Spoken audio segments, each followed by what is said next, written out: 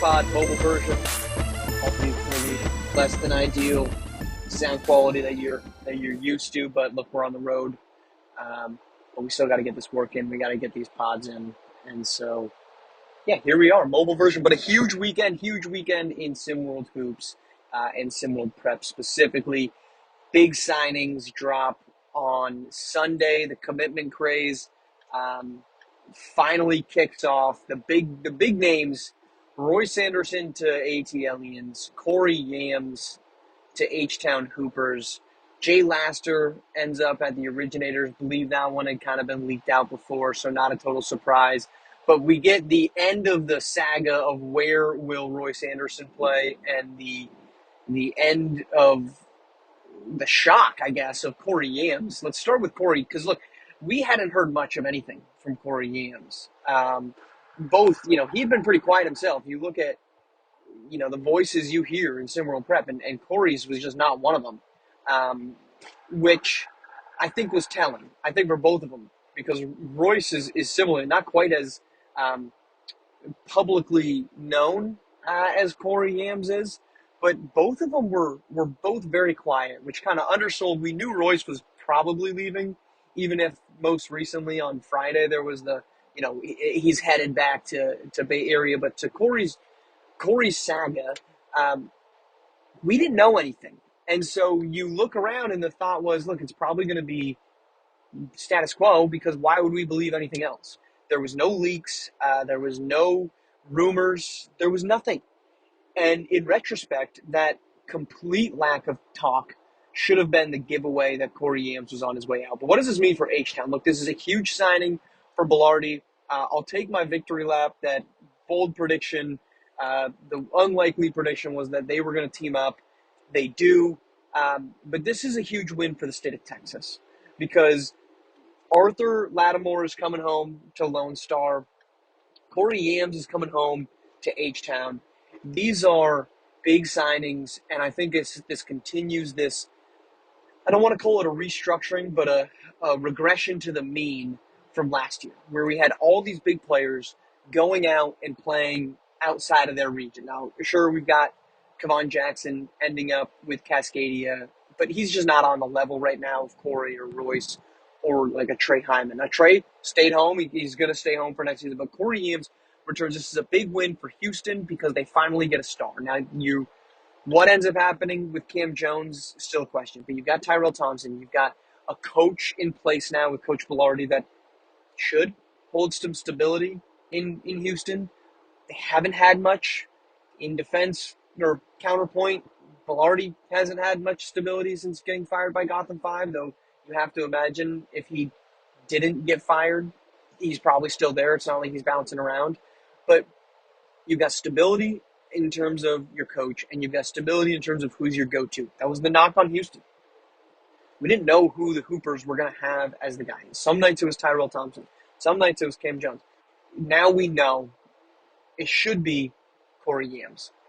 What else they bring into that group, I don't know. There's still a lot to unfold in terms of who will or who won't. The Hoopers had a really quiet, soft commitment period. They didn't really bring in notables, right? You look around and you had Queen City Kings probably making the biggest moves in terms of bringing in talent during soft commit when they got Carter Fields and Renzo Bryant. But H-Town was pretty quiet. And so this is a shocking move, I think, in that instance. But it's one that, because of the silence that Corey Yams brought with him in the lead-up, you have to imagine there was some uneasiness coming into October 8th from Showtime, right? You're not seeing Corey Yams, from what I've been told, not a ton of activity from him in the locker room. That's not a great sign when you're moving into a period where he can bounce, and obviously he does. Let's go to Royce Anderson. ATLians is where he's at. This is a merciless end, or merciful end to this. It was flip-flop back and forth. Royce with Dime with Royce. They want to team up somewhere. Well, no, they're headed back to Bay Area. Well, no, they're not, but now they are again, and now they're not. Dime can't go with him to ATLians, right? Royce Anderson, ATLians has only one One sponsorship, that's going to go to Royce Anderson. The soft commitment they had in the pre-period was Bevinson Patches. He's back home in Georgia. I think that's a solid move.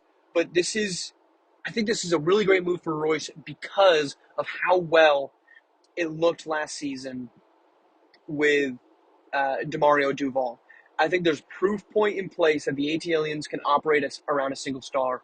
And my one knock when the rumors started percolating that maybe Royce and Dime returned to Bay Area was that Royce needs an opportunity to play, right? The Bay Area group is phenomenally deep, which is detrimental to the progression and development of these players because you don't get an opportunity to operate, you know, unadulterated in the system. It's very much his turn, my turn, his turn. It moves around. It was Trey Hyman, Sean Hyman, Royce Anderson, Xavier Pope prior to his departure. Nights when Ronnie Shanahan would have a big night. They didn't have stability for guys to actually get out there and just cook. And that's what's going to happen for Royce.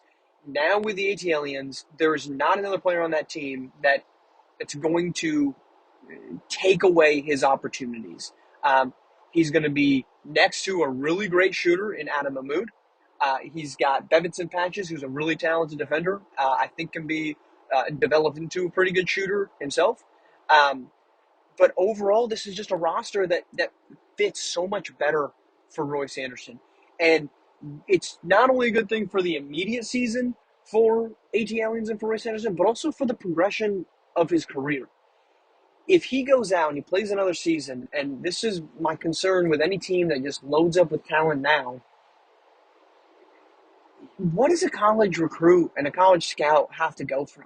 Your 3 or 4 possessions, and they might look great.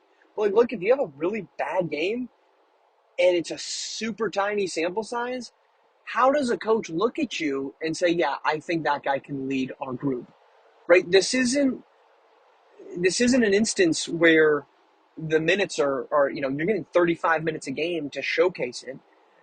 Even the best teams, I was think back to the Montbird teams with Cade Cunningham, Moses Moody.